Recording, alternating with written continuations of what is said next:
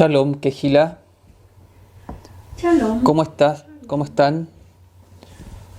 Estábamos conversando sobre la relación de el alma con Elohim, nuestra relación con Elohim, que es el pilar principal de la relación de la felicidad. Hoy día nos vamos a centrar en la idea de vida eterna, que es quizás lo más relacionado con esta energía de Netzach.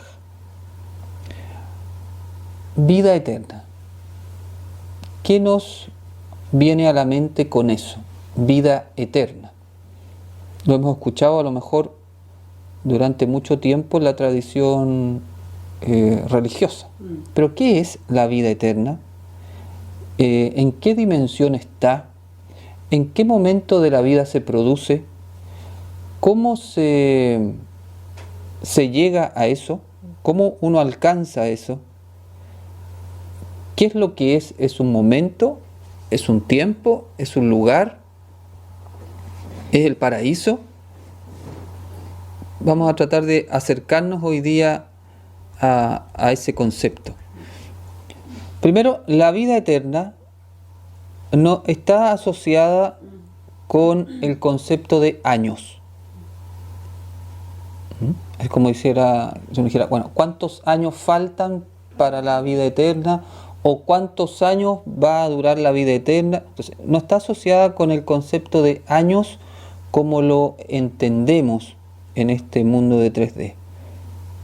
Entonces, es un concepto que es independiente del tiempo, está más allá, trascendente del tiempo, puede actuar dentro del tiempo, pero es un concepto que va más allá, es trascendente. ¿Cuándo empezará la vida eterna?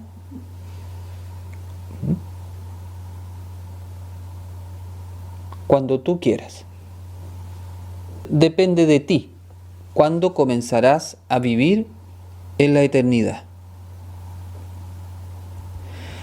La vida eterna es algo que puedes experimentar ahora, desde hoy. Tiene que ver con el presente.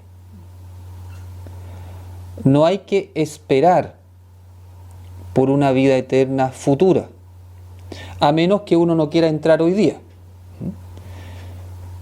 Pero el concepto de vida eterna no es algo que está por venir en el futuro.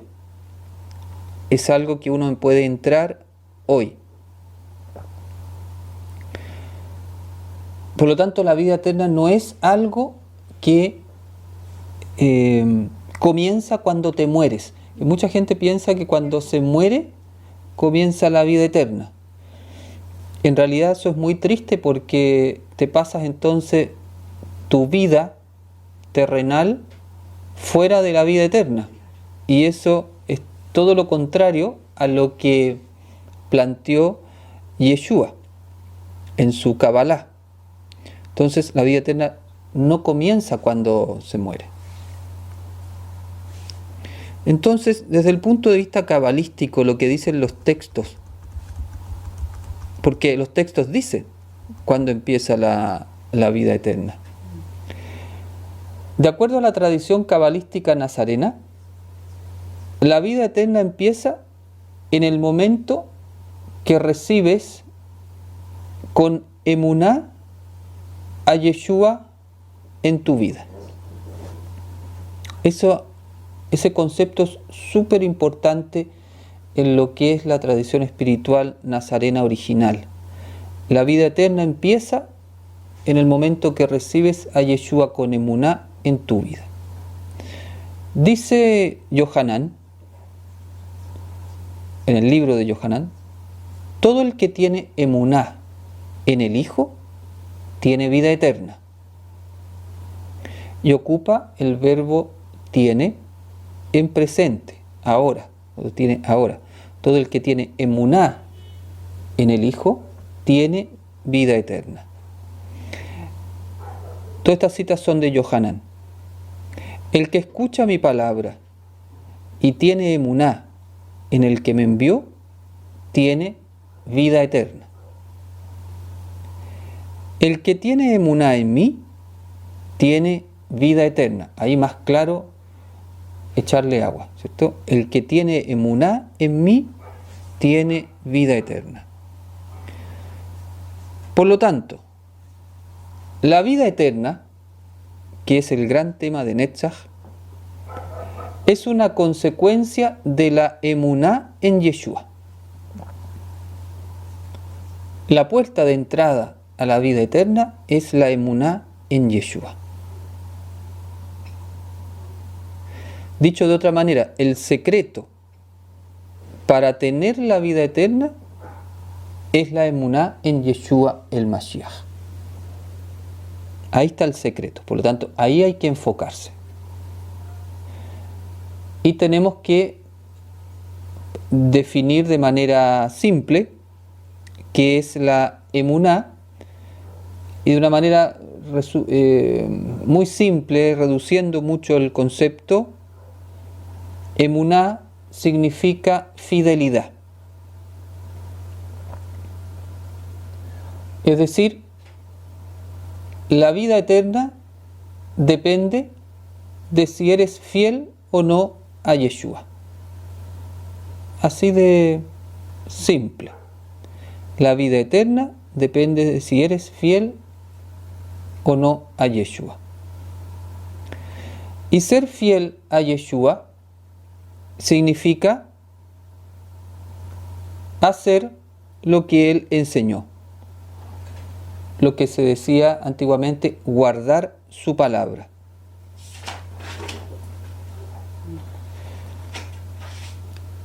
Hay un pasaje en el cual alguien le pregunta ¿qué tengo que hacer para tener la vida eterna? Y el maestro le cita lo que se llaman los 10 mandamientos o las 10 palabras.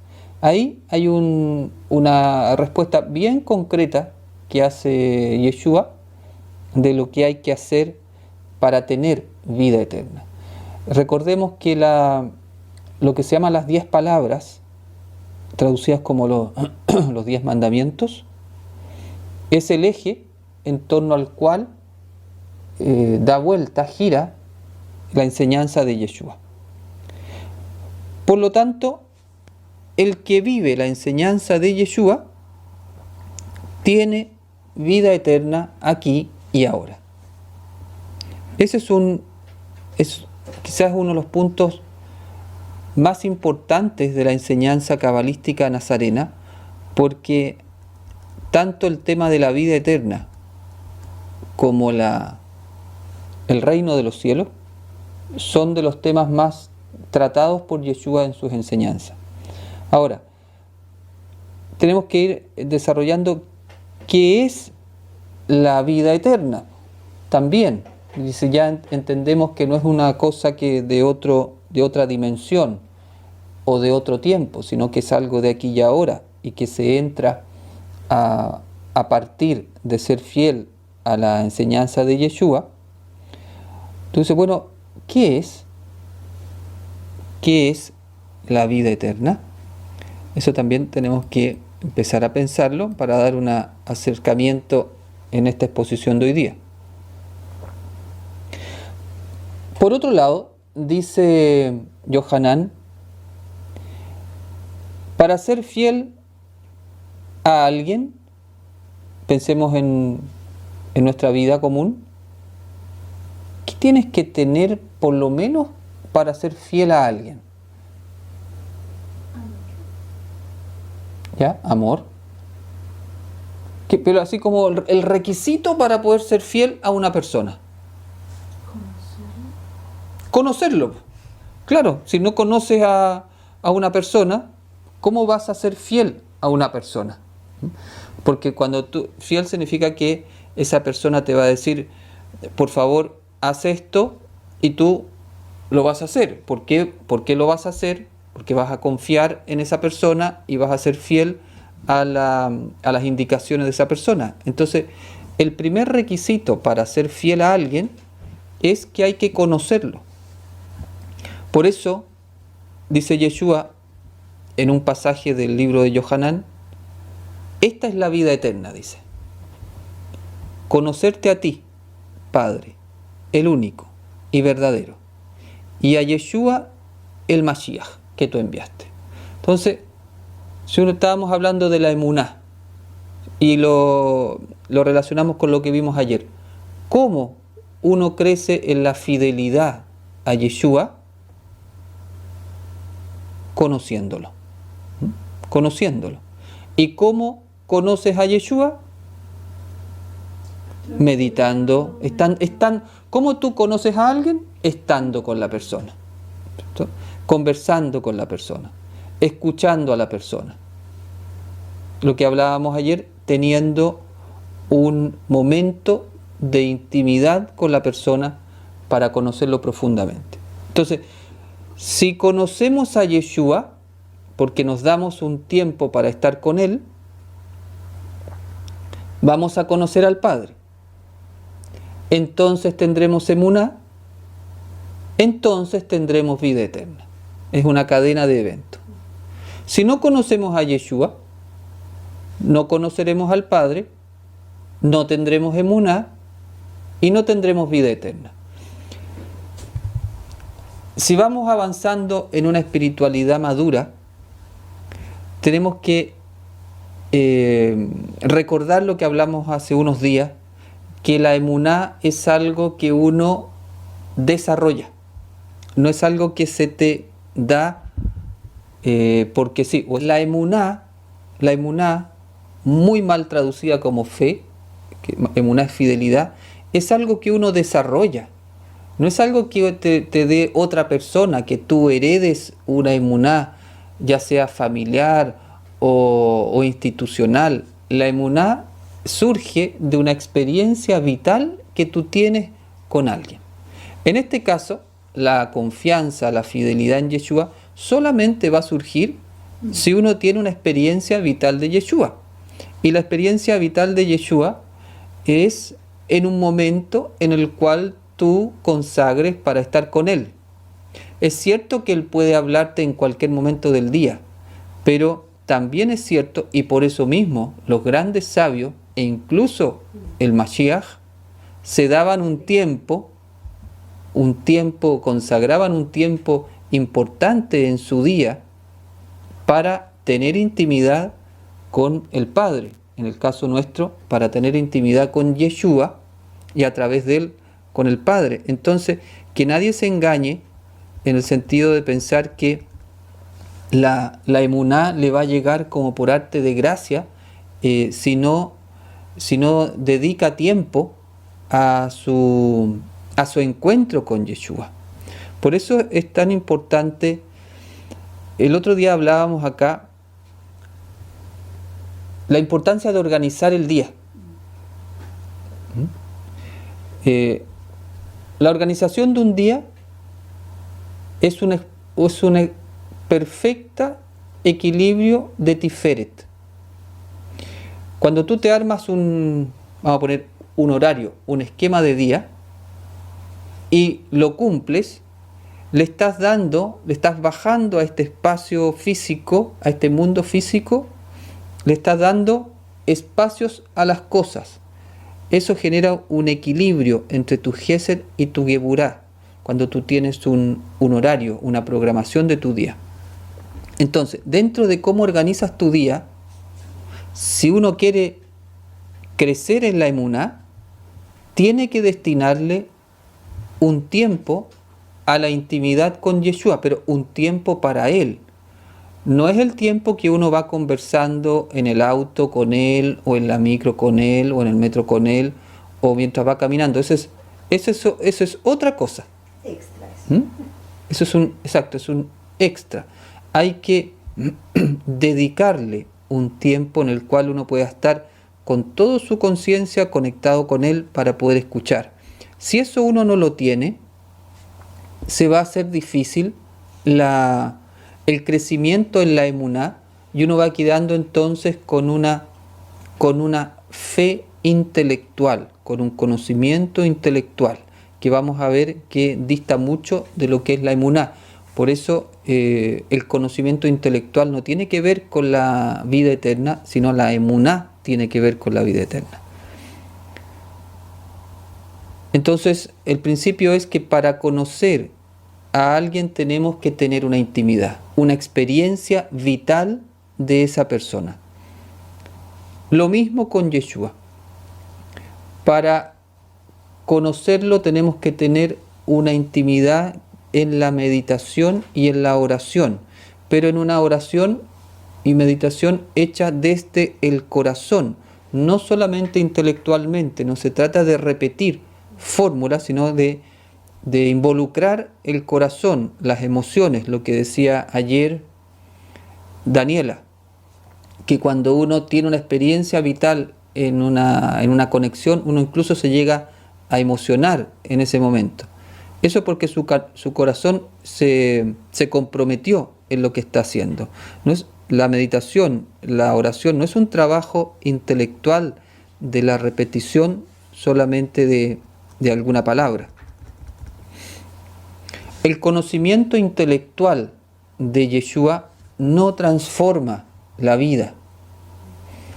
Incluso uno se puede tornar más egocéntrico y más soberbio por el conocimiento intelectual que tiene. Entonces tú te puedes sentir, porque te sabes la Biblia de memoria o te sabes una teología X, que tú puedes tener un gran conocimiento y puedes confundirte, pensar que eso ha transformado tu vida desde el punto de vista espiritual. En cambio, el conocimiento espiritual, que es diferente al conocimiento intelectual, el conocimiento espiritual transforma.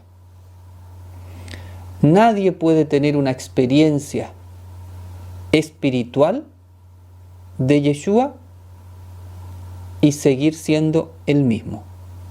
Eso no existe. Toda persona que se encuentra en una experiencia vital con Él cambia. La única señal válida para saber que una persona conoce a Yeshua es su forma de vivir, que se asemeja cada vez más a Él. La persona que conoce a Yeshua tiene una confianza cada vez más en Jehová, en el Padre. Ama cada vez más a su prójimo con obras de bondad y es cada vez más feliz. Ahí tú tienes 3 elementos para ver si estoy cerca, si conozco a Yeshua. Confío más en el Padre, hago más obras de bondad con mi prójimo, estoy más feliz. Si la respuesta es sí, entonces estoy conociendo a Yeshua. Si una persona dice que conoce a Yeshua, pero vive con miedos, enfermo, permanentemente enfermo, es egoísta y no es feliz, entonces esa persona lamentablemente no conoce al verdadero Yeshua. A lo mejor conoce a otro Yeshua que le presentaron de otra manera, pero el verdadero Yeshua, el Nazareno, el Mashiach de Israel, es diferente, cambia la vida. Nadie puede seguir siendo igual si se encuentra con él. Y lo más triste que puede ocurrir es que si uno piensa que conoce a Yeshua y no lo conoce, Yeshua tampoco lo va a conocer. Y va a decir, a ti no te conozco. Y uno va a decir, bueno, pero yo sí te conozco porque yo te estudié, yo te recé, yo hice todo esto. Sí, pero no hiciste lo que yo dije. Entonces, la espiritualidad tiene que ver con eso, con la forma de vida. Y recordemos que el verdadero Yeshua no pertenece a ninguna tradición religiosa. Por lo tanto, para conocer a Yeshua y tener la vida eterna, No se necesita convertirse a ninguna religión. Miren, Yeshua dijo de sí mismo: yo soy el camino, yo soy la luz, yo soy la verdad, yo soy la puerta, yo soy la vida. En ningún momento dijo: yo soy la religión. Entonces, haber relacionado a Yeshua con una religión fue alejarse del mensaje original. Durante muchos siglos se enseñó que si no estabas dentro de la religión, estabas condenado. Incluso hoy día, mucha gente, que puede ser de la generación de nuestros padres, tenga esa programación. Eso es mentira. No es verdad. Y donde no hay verdad, no está Yeshua, porque Él es la verdad. Por lo tanto, hemos hablado de la era del Mesías. Es urgente desechar falsos esquemas mentales y volver a la enseñanza cabalística original de Yeshua, esa que fue enseñada por los nazarenos del primer siglo. Y no digo que la gente corra a salirse de las religiones, estoy diciendo que estudiemos y entendamos bien qué es lo que es Yeshua. Y Él entonces no vino a ninguna de ese tipo de tradiciones, vino a dejar otro camino. ¿Cuál es el camino? Él, su forma de vivir.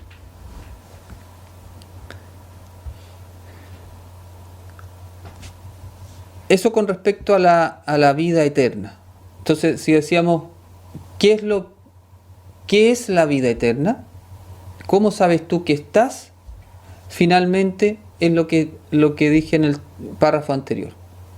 La vida eterna es una forma de vivir en la cual estás cada vez más cerca de Jehová, estás cada vez más con el impulso de hacer el bien al prójimo, y eso te hace cada vez más feliz, pleno.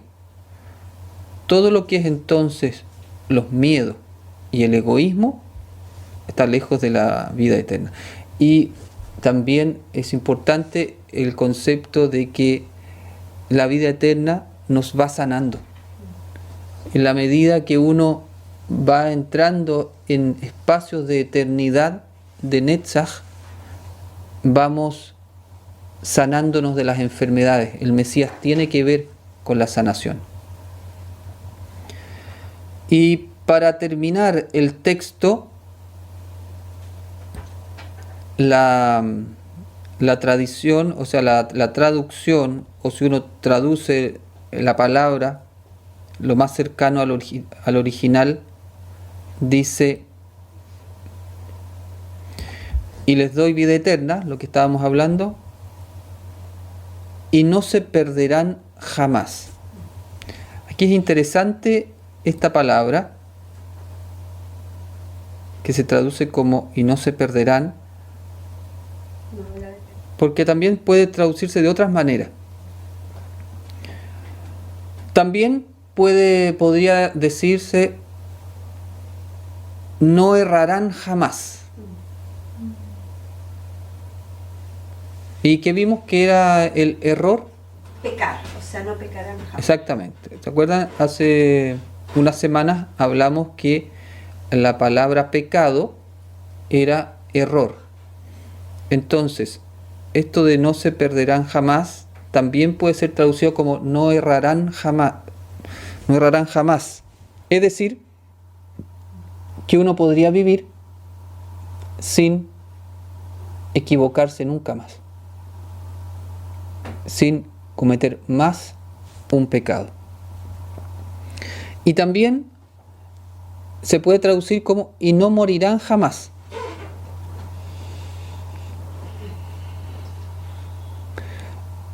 El término morir tiene dos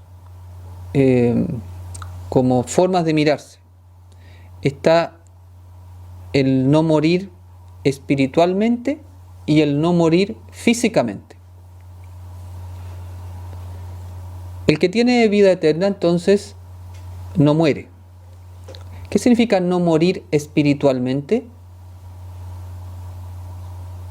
¿Qué es un muerto espiritualmente en el código? La gente que no estaba conectada. Exactamente. La gente dormía. Un muerto es una persona que está desconectada de la luz. Entonces, no morir, espiritualmente hablando, significa no desconectarse de la luz nunca más. Si uno está en la vida eterna, no se desconecta de la luz nunca más. Si uno está en la vida eterna, no erra nunca más. O dicho de otra manera, si estoy en la vida eterna, permanezco para siempre conectado a la luz. Se termina esa intermitencia que a veces uno siente que está conectado en la meditación, después sale de la meditación y vuelve a caer, a equivocarse, y entonces estamos en esa curva intermitente de nuestra experiencia espiritual. La vida eterna es un momento de la conciencia en el cual estamos siempre conectados, siempre haciendo lo correcto. Entonces eso significa que estamos vivos. Ahora, no morir físicamente, esa es una profecía que se cumplirá en este tiempo de la era del Mashiach, en que se activará el gen de la inmortalidad que está dormido aún en el ADN humano. Eso está por verse pronto. Pero nos quedamos con la idea de no morir jamás. Se refiere entonces también a lo que vi primero, de permanecer para siempre conectado con la luz. Ya, con esto hemos terminado el texto de ayer, que igual quedaban cosas bien interesantes para ver. Quizás lo más importante de todas estas conversaciones que estamos teniendo es poder ir cambiando el paradigma de algunos conceptos que tenemos como de cosas que van a venir en otra dimensión o en otro tiempo, y empezar a entender los conceptos como lo entendía Yeshua en su lógica cabalística y en su lógica hebrea. Bien, lo dejo hasta acá para ver si hay alguna pregunta. La pasividad, como en el camino, es algo más como de la gente dormida, ¿no? Ser como pasivo esperando que las cosas lleguen o esperando que las cosas pasen. Claro, la pasividad, si uno está esperando que venga el reino o esperando que venga la vida eterna, es un concepto que no es el concepto cabalístico ni el concepto que Yeshua hablaba. Acuérdense que Yeshua hablaba que había que hacer bastante trabajo para entrar al reino. De hecho, la puerta que lleva a la vida eterna es estrecha, y pocos dan con ella. Y habla de un trabajo que hay que hacer. La pasividad, esperando que venga un salvador de afuera, o un reino de afuera, o una vida eterna en otro tiempo, eso es un marco teórico que entró 4 siglos después. No pertenece a la enseñanza original. Entonces la pasividad entraría dentro de un estado de desconexión. Por eso la pasividad no transforma la vida. Tú te quedas esperando, te quedas pidiendo que algo pase. Y eso es muy frustrante. Claro, Uno pide y se queda esperando que algo pase, no se da cuenta que la responsabilidad de la traída del reino o de la entrada al reino o de la entrada a la vida eterna es ahora y que es una responsabilidad personal. Eso también es una idea que hay que tratar de incorporar a la mente en este tiempo de la era del Mesías. Yeshua hablaba de corazones tibios. ¿Se refería a ese estado? Sí, el corazón tibio es el corazón que no se compromete. De hecho, en la Torá hay una cita que es muy clarificadora a esto. Dice Jehová: yo prefiero a los calientes o a los fríos, a los tibios los vomito de mi boca. O sea, prefiere que uno tome partido, o sea, estoy contigo o estoy contra ti, pero esa tibieza de estoy, no estoy, estoy a mi forma, cuando me conviene estoy, a este le hago el bien, a este no, esa tibieza es el peor negocio espiritual. Sí, entonces, y esa tibieza lo que refleja es una desconexión. Estaríamos en un término de un automático, o entraría en el concepto de los muertos que guían o que entierran muertos, o los ciegos que guían ciegos. Yo tengo una pregunta. ¿Uno puede tener una experiencia vital de Yeshua sin buscarla? Como que no surja en la meditación o en el estudio.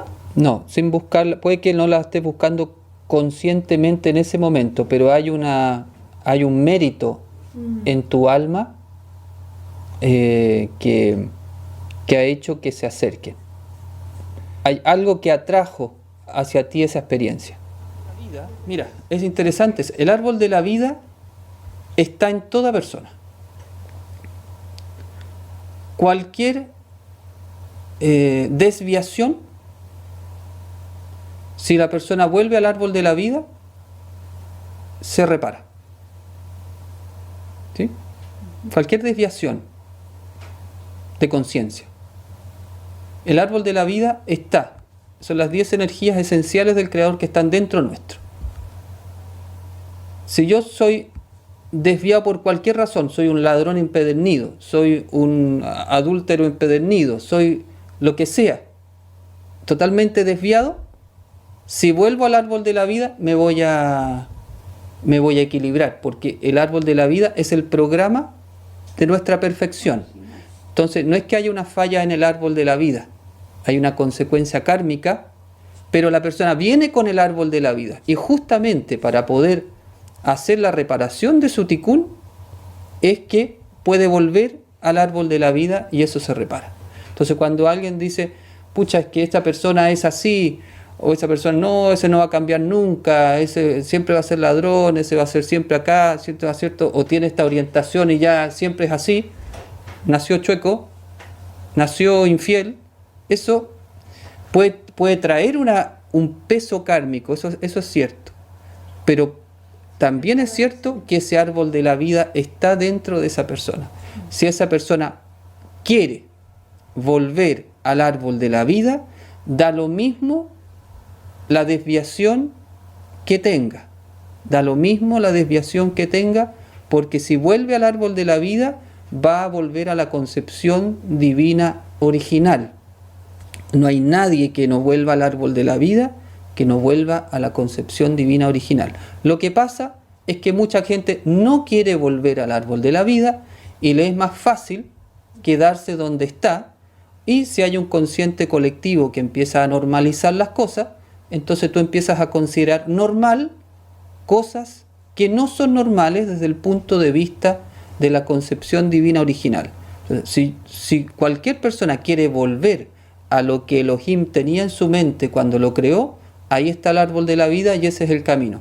Pero estrecho es el camino que lleva a la vida. Es mucho más fácil el camino ancho, que es el camino del consciente colectivo, donde se normalizan cosas que no son normales, Entonces salirse de ese esquema y optar por el camino de Elohim no siempre es tan fácil. Entonces es mucho más fácil decir, bueno, normalicemos esto. Bueno, si toda la gente hace esto, si todos piensan así, voy normalizando algo que es contrario a la concepción divina original, y entonces, bueno, al final lo justifico todo. Pero el mensaje de esperanza es que toda persona que quiera ponerse en camino de vuelta a su árbol de la vida, vuelve al equilibrio, restaura todo su tikkun, da lo mismo la desviación que pueda tener.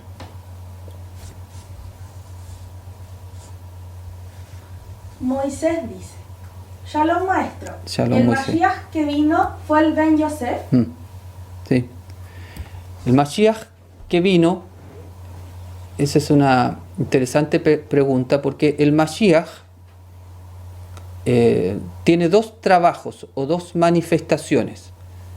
El Mashiach ben Yosef, que se llama hijo de Yosef, y el Mashiach ben David, o hijo de David. El Mashiach ben Yosef es lo que nosotros, los nazarenos, reconocemos como Yeshua en su primera venida. El Mashiach ben Yosef tenía una función que se llama sacerdotal. La función sacerdotal del Mashiach ben Yosef es lo que conocemos como el sacrificio de Yeshua, su muerte y su resurrección. Entonces, esa que estaba anunciado por los profetas, especialmente por el profeta Isaías, cuando hablaba del siervo sufriente de Jehová. Entonces, Yeshua de hace 2000 años es el Mashiach en su calidad de Ben Yosef. El mismo Yeshua, el mismo Mashiach, cuando se habla de la venida del Mesías ahora, es el Mashiach ben David, que ya no tiene la función sacerdotal, sino que tiene la función de rey. David es el arquetipo del rey. Entonces, eso significa que cuando venga Yeshua ahora, la conciencia de Yeshua Mashiach va a venir a reinar, va a venir con la energía de rey, va a venir a reinar sobre todas las naciones. Ese entonces se llama el Mashiach ben David. Entonces, técnicamente hablando o cabalísticamente hablando, lo que uno está esperando ahora es el Mashiach ben David. Bueno, la conciencia después de muerto, lo que enseñan los sabios, es si bien el nivel de conciencia es el mismo, pero la percepción es diferente. Aquí tenemos una percepción que está limitada por nuestros sentidos físicos.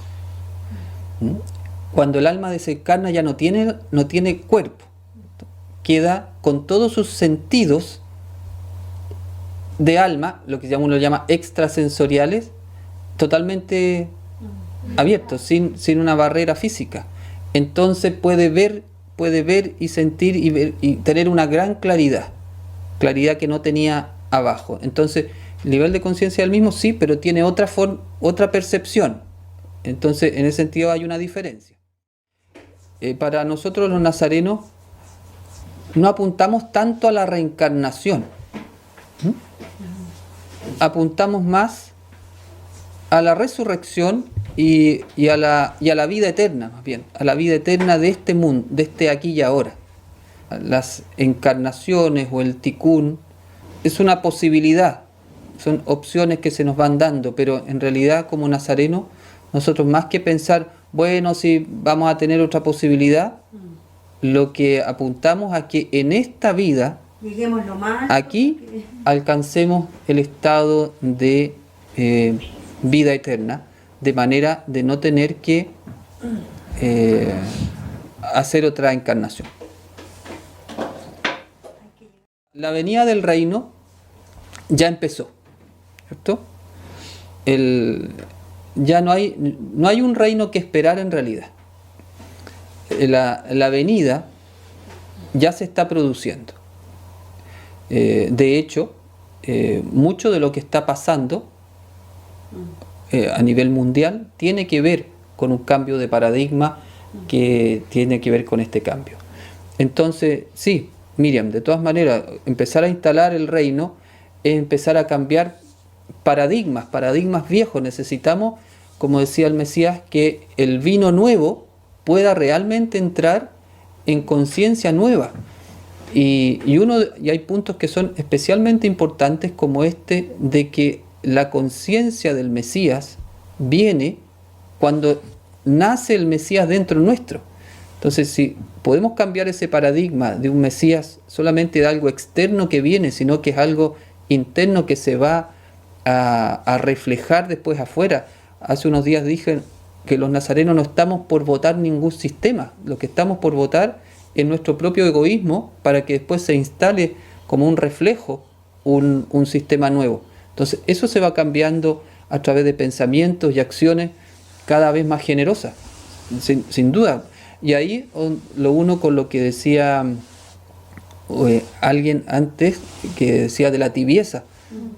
No es tiempo de tibieza, tenemos que optar, vamos a estar por Yeshua o no. Pero si estamos por Yeshua, si lo consideramos nuestro maestro, hagamos la opción por él y vamos viviendo cada vez más su camino. Eso es nuestra mayor ayuda que podemos hacer en este momento para traer el reino de los cielos. Esa es nuestra misión en realidad. Uno de los estudios cabalísticos más clasificados de todos es el de la inmortalidad. Hay cosas que la humanidad no ha desarrollado, como un programa que se va desarrollando de a poco. El ADN humano tiene un gen que le permite regenerar cualquier miembro que falte. Eso ocurre en otras especies. ¿Ya? Bueno, a nivel humano ese gen existe. Dice la Kabbalah hace más de 3.500 años que si uno se corta un dedo, ese dedo puede crecer.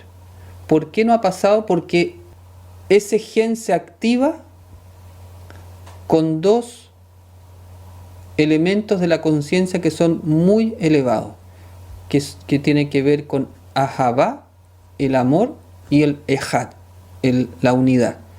Dice este documento clasificado que el gen de la inmortalidad se va a activar solamente cuando la humanidad se conciba a sí misma como una sola Ejad, como una sola unidad, de manera que lo que fluya naturalmente entre ese Ejad sea el Ahavá, el amor. Entonces, todo lo que es el envejecimiento, el deterioro físico, solamente es una consecuencia, la alteración celular, la separación o el quiebre de los enlaces químicos entre las células que van permitiendo el envejecimiento, solamente, dice la Kabbalah, es consecuencia de la pérdida de la unidad de los seres humanos entre ellos. O sea, los enlaces químicos espirituales entre los seres humanos que se han roto se reflejan en el cuerpo en los enlaces químicos que van separando las células entre ellas y que finalmente van permitiendo el deterioro y el envejecimiento. Por eso la vuelta de la era del Mesías, en la cual la humanidad va a volver a ser un Ejad y va a vivir en el Ahavá, va a activar el gen, y entonces eso va a poder ocurrir porque eso es parte del programa. Empieza a trabajar cosas de inmortalidad. Por ejemplo, si tienes una mancha en la piel, una arruga, una específica, canas, trabaja a ver qué pasa con eso. Empieza a tomar conciencia que el cuerpo se está envejeciendo solamente porque tú has perdido la conexión el ejad con los seres humanos, y que el amor que los mantiene unidos también está disminuido. Entonces que en el fondo nuestro cuerpo está reflejando lo que está pasando a nivel espiritual. Y ve qué pasa. Lo que anhela el alma es la vida eterna. Por eso, en la tradición cabalística, si bien se habla de las encarnaciones, todo está en función de la vida eterna y la resurrección. Lo que anhela nuestra alma es la eternidad. ¿Cuál es nuestra última vida? Esta, po. Esta es nuestra última vida. Ya no hay más encarnaciones. ¿Por qué? Por dos cosas. Porque viene el Mashiach y porque queremos. Ya no queremos encarnar más.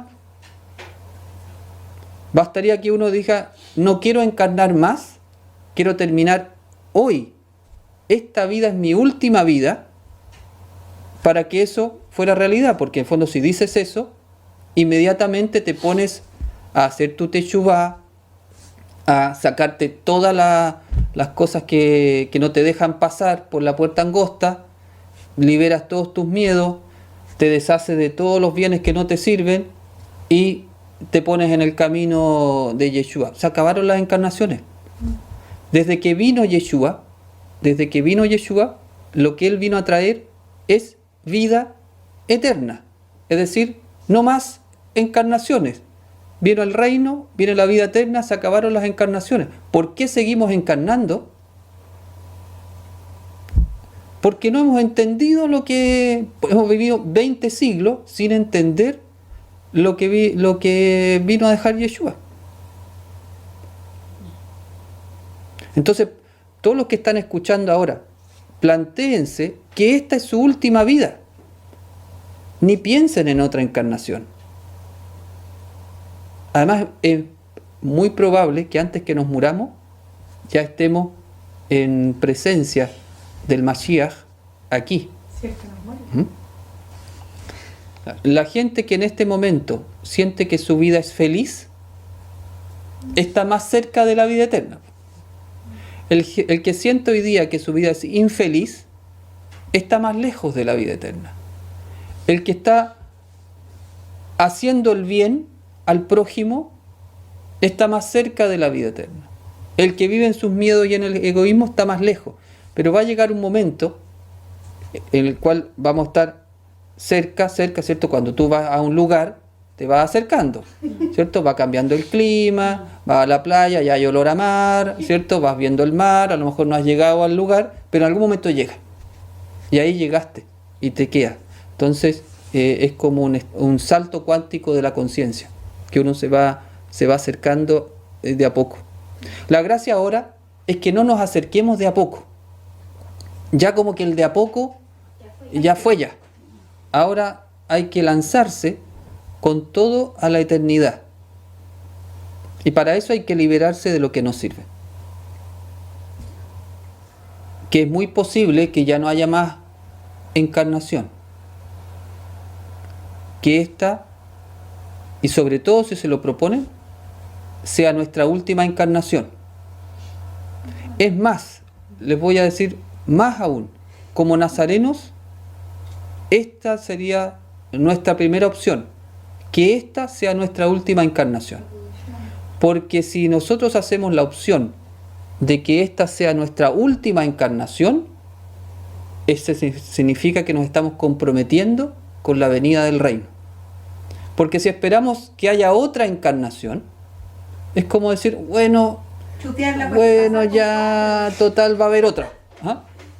No. A la otra me esfuerzo. Esta es la última. ¿Cuál es el último día? ¿Cierto? Hoy. Hoy es el último día. Entonces, hoy es nuestra última encarnación. No esperemos otra. Ahora está viniendo el reino. Lo que necesita la humanidad es que haya gente que se comprometa con la traída del reino. no nos podemos comprometer a la traída del reino en esta generación si estamos esperando ser de la otra generación. ¿Ah? Esta es la generación del Mashiach. Esta es nuestra última encarnación. Si este virus es un virus natural, una mutación natural, ya es Elohim. Y si ya es una acción de Elohim, con todo lo que ha causado, para mí ya es un signo claro que el capítulo final comenzó. Y que me parece fantástico, porque es lo que hemos estado esperando 20 siglos, que venga el Mesías de nuevo. Por otra parte, no se ve que la humanidad esté muy en la conciencia como de volver a Elohim. Es cierto que es muy probable que empuje, pero falta más. Por eso mismo, yo creo que se hace urgente que haya un despertar de conciencia comprometida, sobre todo de los nazarenos, de los que nos decimos seguidores del Mashiach. Entonces, yo creo que sí, el coronavirus es parte del capítulo.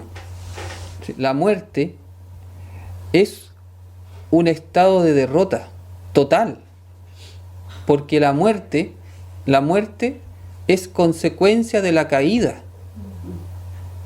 Nuestro estado original es vida eterna. La muerte no debería existir. La muerte existe solamente porque hicimos esa desconexión del estado original. La muerte entra, dice, por el pecado, por el error, por la desconexión de Adán. Entonces, la muerte es una consecuencia del error, la muerte es una consecuencia de la desconexión. Es porque no hemos completado todavía como humanidad el árbol de la vida. Por eso, en la era del Mashiach se va a activar la inmortalidad, porque se va a activar el árbol de la vida completo. La conciencia del Mashiach es Yeshua, es la conciencia de Yeshua en cada ser humano. Imagínate lo que va a significar esa era en que tu vecino es Yeshua, tu hijo es Yeshua, tu jefe es Yeshua, el que te atiende en el banco es Yeshua, todo el mundo es Yeshua. O sea, uno no tiene conciencia de eso. En ese momento todo el mundo se va a sentir como un Ejad y una Javá. Por lo tanto, se va a activar una serie de cosas que hoy día nuestro ADN está inhibido. Entonces, es cierto, la muerte nos recuerda que estamos todavía en un estado caído. Hay una relación con el Mashiach, hay almas que por mucho tiempo ha estado vinculado con el Mesías, con su obra. Hay ovejas que son de este redil del Mashiach y ovejas que son de otro redil, pero también son suyas. Hay almas que tienen una estrecha relación con la obra del Mesías. Por ejemplo, los esenios. Por ejemplo, las almas nazarenas. Por ejemplo, las almas de los profetas. Entonces, hay almas que han estado entonces muy cercanas. Y entonces, esas almas, podríamos decir, son de él, usando la metáfora, son de él, y el Padre entonces se las da para ese momento donde está, vuelven a dárselas en ese momento cuando él está haciendo su vida física.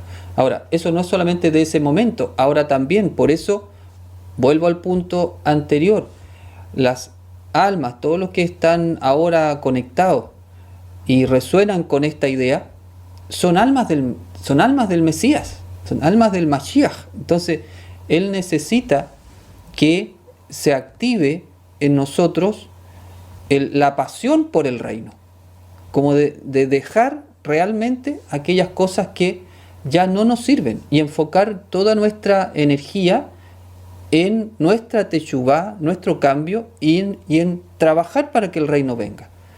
Somos almas del Mesías.